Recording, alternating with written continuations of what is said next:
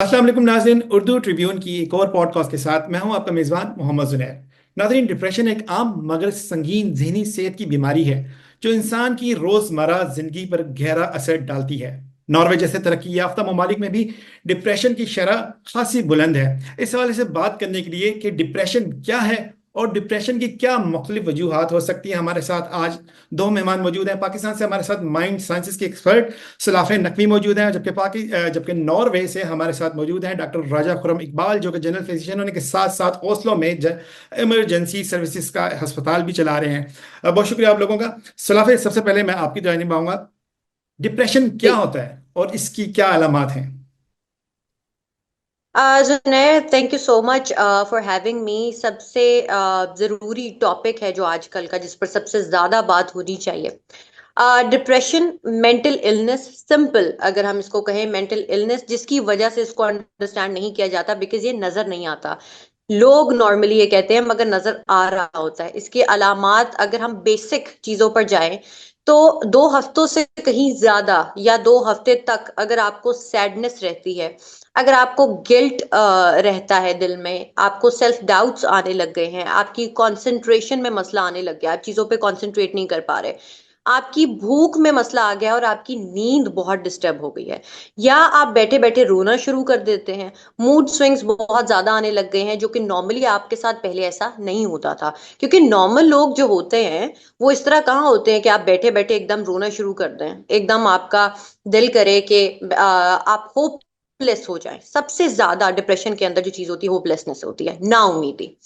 ये इसकी अलामत बहुत बेसिक किस्म की। उसके बाद सारी चीजें फिर इससे हम कहते हैं कि इसकी ब्रांचेस फिर आगे निकलती हैं, और एनजाइटी से ये चीजें स्टार्ट होती हैं, जिसे हम कहते हैं कि पेल्पिटेशन होना, दिल घबराना। सो ये वो चीजें हैं जो नजर आ रही होती हैं, लेकिन नॉर्मली लोग उसको इग्नोर कर रहे होते हैं कि ठीक हो जाएगा, ठीक हो जाएगा, दिस इज टोटली नॉर्मल। लेकिन ये डिप्रेशन है, मेंटल इलनेस है। और इसके सिम्टम्स जो मैंने आपको बताए हैं बेसिक, ये चीजें हैं जो हर किसी में देखी जा सकती हैं जिसको डिप्रेशन का जो मरीज होता है उसमें। डॉक्टर साहब, आप बताएं कि नॉर्वे जैसे मुल्क में जहां म्यार जिंदगी काफी बुलंद है, फिर भी डिप्रेशन की शरह में इजाफा क्यों होता जा रहा है यहाँ पे? क्यों ज्यादा है ये? नहीं, बहुत खूबसूरत बात है अभी सराफी जी ने जो बताया डिप्रेशन की, जो इन्होंने हमें डेफिनेशन बताई है। उसके साथ ये भी है कि मैं कोट करना चाहूंगा सरकार वासफरी वासफ को, वो जो कहते हैं कि जो डिप्रेशन की जो डेफिनेशन है उन्होंने आसान लफ्ज़ों में बताई थी कि जो हम हासिल करना चाहते हैं और जो हमारे पास है उसके दरमियान फासला जो है उससे हम डिप्रेशन कह सकते हैं। या आपके पास अब जैसे यूरोप में, इनके पास जैसे आपने सवाल किया, पैसा बहुत है, सब कुछ है, तो इनके पास अब उम्मीद नहीं रही। ठीक है, ये ना उम्मीदी में एक आ गए हैं, क्योंकि इनके जो गरीब लोग होते हैं, जो गरीब ममालिक होते हैं, उनमें फिर भी किसी गरीब को अमीर होने के हालात बेहतर की उम्मीद रहती है। लेकिन ये एक ऐसे माशरे में आ गए हैं जहाँ पे सब कुछ इनके पास होने के बावजूद इनको आगे कुछ फ्यूचर नजर नहीं आता। तो ये एक है नॉर्वे का जो इश्यू बना हुआ है कि जहाँ पे बस सब कुछ होने के बावजूद हर बंदा एक किस्म इंडिपेंडेंट हो चुका है, एक दूसरे गर्ज खत्म हो चुकी है। तो जब आपको किसी गर्ज नहीं होगी, आपका सोशल सर्कल नहीं होगा, आपके लोगों से मुलाकात नहीं होगी, इंटरेक्शन नहीं होगी, तो आप अपने आप को, जैसे अभी इशराफ ने कहा, कि अकेले महसूस करेंगे, ठीक है, लोनली करेंगे। फिर आपके साथ वही डिप्रेशन के जो सिम्टम्स ने बताया, एंजाइटी शुरू हो जाएगी, घबराहट हो जाएगी आपको, इस तरह के। तो ये बेशक इतने अमीर मुल्क होने के बावजूद इनको जो है ना उम्मीद इस वक्त है कि आगे इनके पास कोई सोच नहीं रही, कोई फ्यूचर इनको नजर नहीं आ रहा, कि बस सब कुछ हो चुका है, इससे आगे हमने क्या करना। सुलाफे, आपने सुना कि नॉर्वे में क्या मसाइल हैं, क्या इश्यूज हैं, इससे बचा, इसके एस्केप कैसे लिया जा सकता है इनसे? जुनैर, सिंपल अगर हम स्केप की बात करते हैं तो जिस तरह उन्होंने उसको डिफाइन किया है ना, प्रॉब्लम वाकई यही आती है अगर हम इस मसले को देखना शुरू करें कि अच्छा हो, उसको चेंज करने के चंद तरीके होते हैं। जिस तरह हम, गुस्सा है, अगर हम अपना पोस्चर चेंज करते हैं तो गुस्से में कमी आना शुरू हो जाती है। इस तरह से अगर इतनी देर के कुछ सिम्टम्स हैं तो आप, जाहिर है, मैं अगर किसी को कहूँ कि उठकर वो भागना शुरू कर दे, डिप्रेशन में मुश्किल होगा। सबसे पहले अगर आपका उठने को दिल नहीं कर रहा, आप ब्रीदिंग एक्सरसाइज से स्टार्ट करें। Breathing exercise means conscious breathing. आप अपनी इनहेलेशन एक्सहेलेशन पर गौर करें 2 से 3 मिनट। आपकी मेंटल स्टेट चेंज होगी, क्योंकि आप सांस जब स्लो लेना शुरू करते हैं तो आपका सिस्टम जो अलाइन होना शुरू होता है, आपका ब्लड प्रेशर, आपके जो हार्ट बीट है वो नॉर्मल होना शुरू होती है।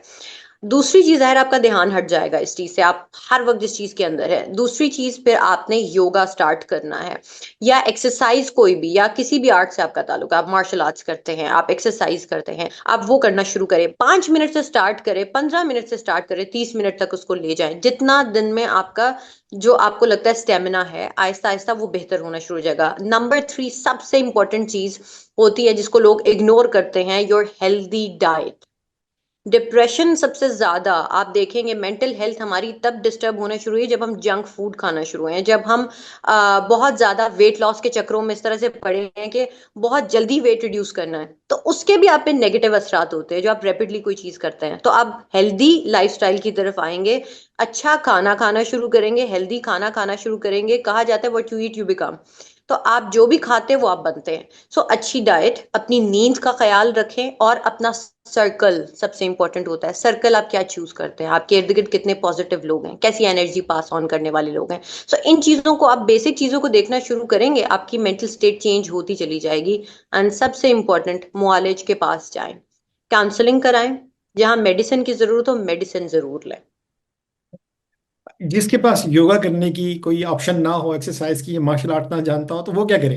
एक आम आदमी। तो एक आम आदमी सिंपल सा, उस टाइम पर मैं कहती हूँ, वैसे तो हम नॉर्मली गूगल पे सर्च कर रहे होते हैं हर चीज, और यूट्यूब पर देख रहे होते हैं। अच्छा मौका है, 3 पोस्चर्स है जिनको आप देख लें, जैसे कोबरा पोज हम जिसको कहते हैं, कॉर्ड्स पोज हम जिससे कहते हैं, चाइस पोज हम जिसको कहते हैं, या एंड ब्रीदिंग एक्सरसाइज में ऑल्टरनेट नॉस्ट्रल ब्रीदिंग। अब ये लोग इसको याद कर लें और उसको सर्च कर लें, उसको ढूंढ लें और देख लें कि ये किस तरह से होता है। आप उसको दोहरा सकते हैं दिन में 2 से 3 दफा हर चीज को, 30 सेकंड से स्टार्ट करके 1 मिनट तक लेकर जा सकते हैं। दूसरा, मैं खुद इन चीजों में ऑनलाइन ही काम कर रही हूँ, इसीलिए कि बहुत सारे लोग, अब जिम जाना उठना बड़ा मुश्किल होता है। मैं लोगों को कहती हूँ अब तैयार भी ना हो, दैट्स ओके, आप इसी तरह बस एक आपने बटन दबाना है, जैसे लाइक कॉल करनी है, मुझे ज्वाइन करना है, और आप बात करना शुरू कर दें, आप योगा स्टार्ट कर दें मेरे साथ। सो इतने सारे कोच हैं अब तो जो आपको ऑनलाइन ऑफर कर रहे होते हैं अपने different program. So healthy activity की तरफ आना, और अपनी कोई, इसलिए कि आपकी रूटीन एक तो अच्छी होगी, आप डिसिप्लिन में आएंगे। ये चीजें तब आप पे ज्यादा अटैक करना शुरू करती हैं जब आप अकेले हो जाते हैं, जब आप बिल्कुल एक लिमिटेड एक जगह पे अपने आप को आइसोलेट कर लेते हैं, जो कि एक डिप्रेशन का सिम्टम होता है। लेकिन एक क्विक सैंड की तरह आप उस चीज के अंदर चलते जाते हैं। सो उसको रोकना, उसको काउंटर कैसे करना है, इन्हीं चीजों के जरिए। सो बिल्कुल ठीक हो आपको गया। उस टाइम मत दिखानी पड़ती है। बिल्कुल ठीक हो गया। डॉक्टर साहब, मुझे ये बताएं कि सैड मौसमी असरात क्या होते हैं? नॉर्वे में कितने फीसद लोग इससे मुतासिर हो रहे हैं? और इस बात को थोड़ा सा मैं कंटिन्यू करूंगा कि इससे escape का क्या जरिया है? नहीं, जाहिर बात है, नॉर्वे नॉर्वे में जैसे आपको तो अभी रहते हैं कि यहाँ पे जो विंटर, जब ऑटम शुरू होता है तो अंधेरा शुरू होता है, और लोगों के दिमाग पे असर, हार्मोनल एक असर पड़ जाता है। जिस तरीके से जब आप सबको पता है, जब शाम पड़ गया तो हमारे ब्रेन में से मेलाटोनिन टाइप हार्मोन रिलीज होती है, जो हमें एक किस्म का ना स्लीपी करने लगती है। तो अगर 2:30 4 बजे जब विंटर में यहाँ पे अंधेरा हो जाता है तो लोगों की मूड पे काफी असर पड़ता है। और अगर देखा जाए तो यहाँ के नॉर्वेजियन लोग जो है अमूमन यहाँ से एस्केप इस तरह करते हैं कि ये सर्दियों में अमूमन तुर्की, स्पेन, पुर्तगाल ऐसे मुल्कों में चले जाते हैं जहाँ के इनको मतलब समर और ऐसे मतलब मौसम मिल जाए। तो ये क्या है, एस्केप का जरिया जो इन्होंने बनाया है। उसके अलावा ये जो बहुत सारे विंटर स्पोर्ट्स करते हैं, अगेन जैसे सुलाफी ने कहा कि एक्टिविटी बहुत जरूरी होती है इस हिसाब से, तो ये उसमें अपनी सोशल एक्टिविटीज भी बहुत कर लेते हैं, विंटर स्पोर्ट्स कर लेते हैं, पहाड़ों पे चले जाते हैं, सोशलाइज करते हैं। तो ये इसके बावजूद कि यहाँ पे जब मौसम थोड़ा सैड होता है तो अपने आप को, मूड को बेहतर करने के लिए ये चीजें इस्तेमाल करते हैं, एक किस्म के सियाहती जो होते हैं, ट्रैवल करना और दूसरी जगह पे जाना, स्कीइंग स्पॉट्स वगैरह पे। और थर्ड चीज यहाँ पे ज्यादा इस्तेमाल लोग करते हैं अनफॉर्चुनेटली, वो है अल्कोहल।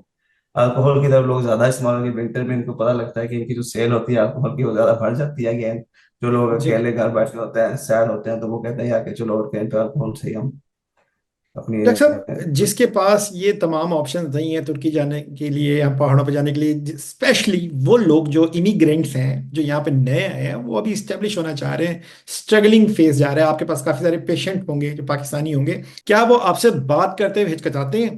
क्या हेजिटेट फील करते हैं? जाहिर बात है, वो असल में वो एक उम्मीद लेकर आते हैं इस मुल्क में, उनको एक कल्चरल शॉक होता है। एक उनको पड़ता है एनवायरमेंटल शॉक, मौसमी जो शॉक है, दूसरा कल्चरल शॉक पड़ता है कि यार हम तो ऐसे मुल्क से हैं जहाँ से ओपन है हर चीज, एक दूसरे मिलना जुलना, और यहाँ पे हर चीज क्लोज है। तो इसलिए उनके लिए थोड़ा बर्डन बनता है। लेकिन अगेन अल्हम्दुलिल्लाह यहाँ पे पाकिस्तानी या और भी जो कम्युनिटीज है उन्होंने अपने एसोसिएशन बनाए हैं छोटी मोटी, जहाँ पे लोगों के लिए किसी न किसी तरह के मतलब सेमिनार्स करते हैं, प्रोग्राम्स कराते हैं, ताकि लोग एक दूसरे को मिल सकें। तो जो ऐसे में ट्रैवल नहीं कर सकते, मुल्क से बाहर नहीं जा सकते, ये है कि कम से कम अपना एक सोशल सर्कल क्रिएट करें। जैसे आप यहाँ नए आए हैं, और भी लोग नए होंगे, तो जितने आप ऐसे लोग आपस में मिलेंगे तो आपके लिए एक अच्छा सा साबित होगा आपकी मेंटली हेल्थ के लिए, ऑफ कोर्स। इस्लाफे, क्या समाजी तन्हाई और डिप्रेशन का आपस में कोई ताल्लुक है? डेफिनेटली है Junair, it's a very good question. Definitely है।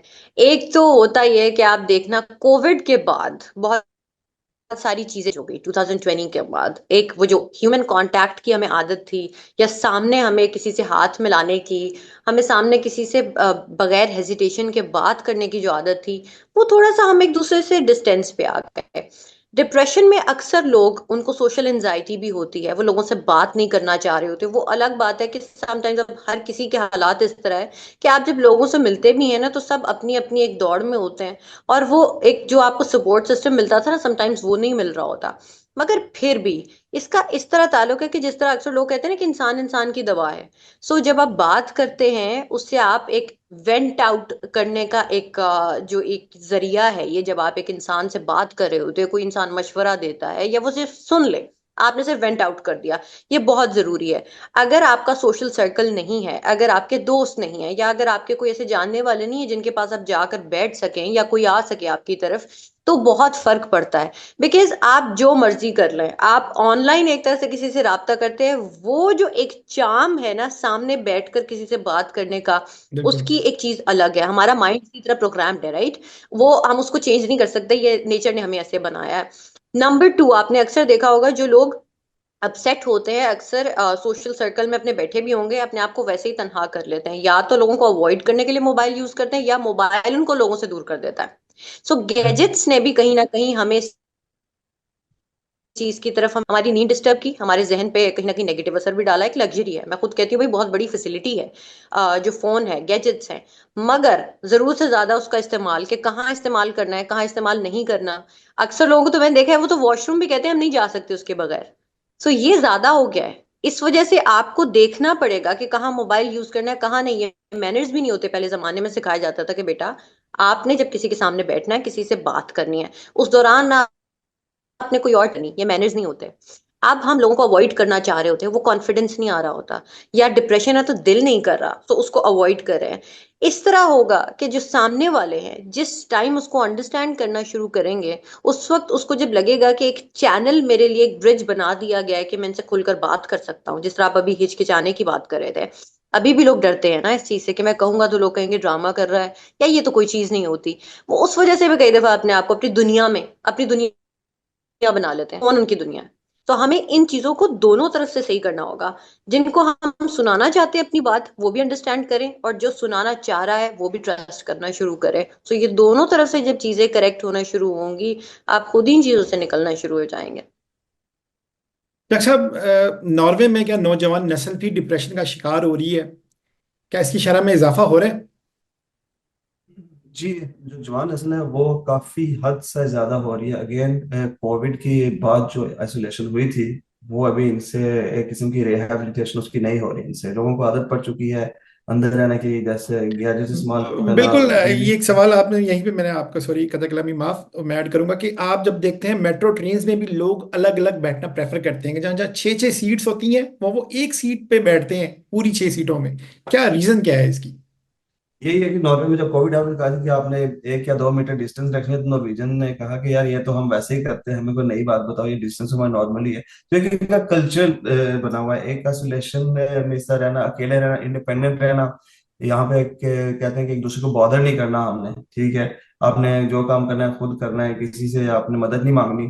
तो वो एक किस्म का अपने अंदर प्राउड फील करते हैं चीज का। लेकिन साथ साथ अब जैसे इन्होंने माशरा देखा है, इनका डेवलप हुआ है, काफी लोग इसके शिकार हो गए हैं कि यार कि हमें मदद मांगनी चाहिए, हम एक दूसरे से राब्ता करें। अभी पिछले हफ्ते 10 अक्टूबर को जब इंटरनेशनल मेंटल हेल्थ डे था, उसमें उन्होंने इस पर कहा कि आप लोगों से बात करें, कॉल करें, 8 मिनट किसी को दें, या 8 मिनट किसी से लें कि आप हम उनसे रब्ता बहाल करें अपने।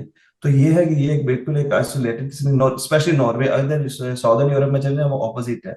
अगेन कुछ मौसम के असरात हैं, कोई इनके अपने मतलब कल्चरल थिंग है। अगेन इनका जो सबसे मेन है कि ये जो इंडिपेंडेंट रहना, एक दूसरे पे मतलब हावी नहीं होना, एक दूसरे पे मदद नहीं लेनी, ये इनके अंदर बहुत है। और जो आपने यंगस्टर्स की बात की, वो मसला सबसे बड़ा ये आ रहा है कि यहाँ पे जो यंगस्टर्स हैं, गेमिंग, यहाँ पे ज्यादा अमीर लोग हैं, तो हर बच्चे के पास गैजेट है, प्ले स्टेशन है, एक्सेस टू ऑनलाइन गेमिंग है। यहाँ पे वो कमरे से बाहर नहीं आते। पहले जमाने में बच्चों को माएँ घर बुलाती थी, खींच के घर आओ, अब देख के दे रही है बाहर जाओ, बाहर नहीं जा रहे। तो यही है कि सोशल इंटरेक्शन कम हो गई है, वो एक वर्चुअल दुनिया में रहते हैं और वर्चुअल दुनिया से बाहर आके भी मुश्किलात में पड़ जाते हैं। जैसे मेरे मतलब डेली जो है क्लिनिक, उसमें मुझे जब आते हैं यंगस्टर्स, तो उनका ये मसला होता है कि हम बाहर लोगों से इंटरेक्ट कैसे करें। उनको आदत नहीं होती मतलब लोगों से मिलने की, काम करना, किस तरह काम करना, अप्लाई करना, उनके बहुत बड़ा चैलेंज बन चुका है। तो इसके साथ साथ ये बहुत सारे ऐसे मतलब जो जवान नस्ल पे तो बहुत ही ज्यादा पैसा लगा रही है नॉर्वे की गवर्नमेंट, प्रमोट भी कर रही है उन लोगों को जो जवानों को इकट्ठा कर सकें आपस में, ताकि वो इस आइसोलेशन से बाहर आए। वे आउट क्या है? बहुत सारे लोग हैं यहाँ पे जो यंगस्टर्स हैं, जो 18 साल जिनकी उम्र पूरी होती है तो वो निकोटीन और अल्कोहल पे चले जाते हैं, और उसके बाद और बहुत सारे ऐसे लोग भी हैं जो सुसाइड प्लान करने की कोशिश कर रहे होते हैं। आपके पास भी ऐसे पेशेंट्स आते होंगे, तो उसका वे आउट क्या होगा? वे यही है ना कि अर्ली साइंस को डिटेक्ट करना और उसे वक्त उन बच्चों को मदद देनी। ठीक है, अगर के बच्चों को आप देखते हैं लेट्स सी कि वो एक गलत काम कर रहा है, वो घर आ रहा है, तो उसी को उसी वक्त टीचर से या उसके मतलब पेरेंट्स को चाहिए और डॉक्टर से रब्ता करें, काउंसलिंग करें कि यार बच्चे को रोका जाए। अब नॉर्वे में अभी कल परसों ही यहाँ पे मेरे साथ क्लिनिक के साथ एक छोटा सा उन्होंने नया बनाया हुआ है, विंटेज वाइन यार्ड के नाम से, बच्चों के लिए एक क्लब, कि जहाँ पे बच्चे आके बैठ सकें, वहां पे चेस खेलें, टेबल टेनिस खेलें, बिलियर्ड खेलें। तो वो एक ऑर्गेनाइजेशन है जो काम कर रही है इस पे कि हम बच्चों, मैंने उनसे पूछा आप क्यों कर रहे हैं इतना सारा, कहते हैं हम बच्चों को निकाल रहे हैं, कि नशे से निकाल रहे हैं, आवारागर्दी से निकाल रहे हैं, शॉपिंग सेंटर मॉल में बैठने से बेहतर है वो इधर हमारे पास बैठे, एक कंट्रोल्ड एनवायरनमेंट में बैठे, जहां बच्चों को प्रमोट करें, जिनको गेमिंग दें, मतलब चेस दें, टेबल टेनिस दें, उनकी काउंसलिंग करें, फ्यूचर प्लानिंग करें। तो ये एक बहुत बड़ा चैलेंज है हमारे लिए। लेकिन अगेन हुकूमत लगी हुई है, इंडिविजुअल्स लगे हैं, आप जैसे इंडिविजुअल्स भी लगे हैं जो ऐसी चीजों को प्रमोट कर रहे हैं, हाईलाइट कर रहे हैं अपने प्रोग्राम्स के जरिए कि यार गेम पे काम हो रहा है, किस तरह हो रहा है, और कौन कर रहा है, और किस तरह बेहतर कर सकते हैं। बिल्कुल ठीक हो गया। सलाफे, मैं आखिर में आपसे पूछना चाहूंगा कि एक शख्स डिप्रेशन की लामात को बेहतर बनाने के लिए खुद से क्या कर सकता है? सिंपल जुनैर, जाहिर है कि हर किसी के पास, हम शुरू में भी बात करते हैं, हर किसी के पास हर चीज अवेलेबल नहीं हो सकती कि वो कहीं बाहर निकले या जाए। कई दफा होता है एक हालत ऐसी हो चुकी होती है डिप्रेशन में आके, इतनी देर से आपने अगर अर्ली स्टेज पे उसको नहीं पकड़ा, तो अब मुश्किल है उससे निकलना, राइट? उस टाइम पे आपने सिंपल कुछ चेंजेस करने हैं। नंबर वन, सबसे अजीब लगेगा, हाइड्रेशन। अगर आप अपने आप को पानी आप ज्यादा इस्तेमाल उसका कर रहे हैं, आपकी बॉडी में इलेक्ट्रोलाइट्स आपके बैलेंस रहते हैं, मिनरल्स ठीक रहते हैं। दूसरा, अगर आपने कोई टेस्ट वगैरह अपने कराए हुए हैं, तो आपको पता है कि अगर आपके अंदर कोई किसी चीज की कमी है, जैसे लाइक आयरन की कमी है या मैग्नीशियम की कमी है, आप उसके सप्लीमेंट्स या जो भी अगर आपको डॉक्टर ने दिए हैं वो चीजें आपने देखनी है।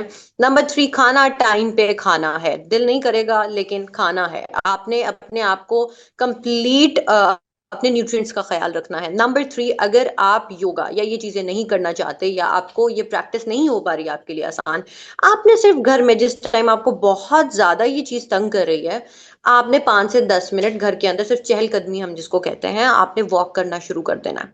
दूसरा, अपने आप को सोने से पहले तकरीबन 2-3 घंटे पहले, एटलीस्ट मिनिमम 2 घंटे पहले, फोन से दूर रहना है, किसी भी गैजेट से दूर रहना है, ताकि आपकी नींद आपको प्रॉपर मिले। एंड पर सिर्फ आखिरी एक चीज इसलिए ऐड करना चाहती हूँ, फिजिकल एक्टिविटी। फिजिकल एक्टिविटी से ही आपका एंडोर्फिन रिलीज होता है, जिसे हम हैप्पीनेस का हार्मोन कहते हैं। अब एक तरफ डिप्रेशन है, हैप्पीनेस का हार्मोन रिलीज होगा, सुबह के 8 बजे तकरीबन कॉर्टिसोल रिलीज होना शुरू हो जाता है, जो कि स्ट्रेस का हार्मोन है। अगर आप उस टाइम पर एक्सरसाइज करते हैं, तो आपका कॉर्टिसोल लेवल जो है वो नॉर्मल हो जाएगा, हैप्पीनेस का हार्मोन आपका रिलीज होगा, आप खुश रहेंगे, आपका मूड बेहतर होगा। सो जरूरी नहीं आप डिप्रेशन में हो तो आप ये चीजें करना शुरू करें। ये चीजें हर इंसान को करनी चाहिए, अगर उसमें नहीं है वो इन चीजों को फेस ना करना शुरू कर दे। So take it serious. और आज से ही मैं तो सबको कहती हूँ, फिजिकल एक्टिविटी सबके लिए जरूरी है। अपने माइंड को मजबूत करने की गेम्स सबसे ज्यादा जरूरी हैं। ब्रीदिंग एक्सरसाइज, मेडिटेशन, अच्छा खाना, अच्छा सोना, ये सबसे ज्यादा जरूरी है। एंड पॉजिटिव लोगों में रहना और पॉजिटिव बातें सुनना और करना, ये उससे भी ज्यादा जरूरी है जी। बहुत शुक्रिया आप दोनों का, आपने आज वक्त दिया। तो नाजरीन, सबसे ज़्यादा ज़रूरी है कि अच्छा, पॉजिटिव लोगों में रहें, अच्छा खाएं, अच्छी गैदरिंग करें और एक्सरसाइज ज़रूर करें। इसके साथ ही आज की पॉडकास्ट से मोहम्मद जुनैर को इजाज़त दीजिए। अल्लाह हाफिज़।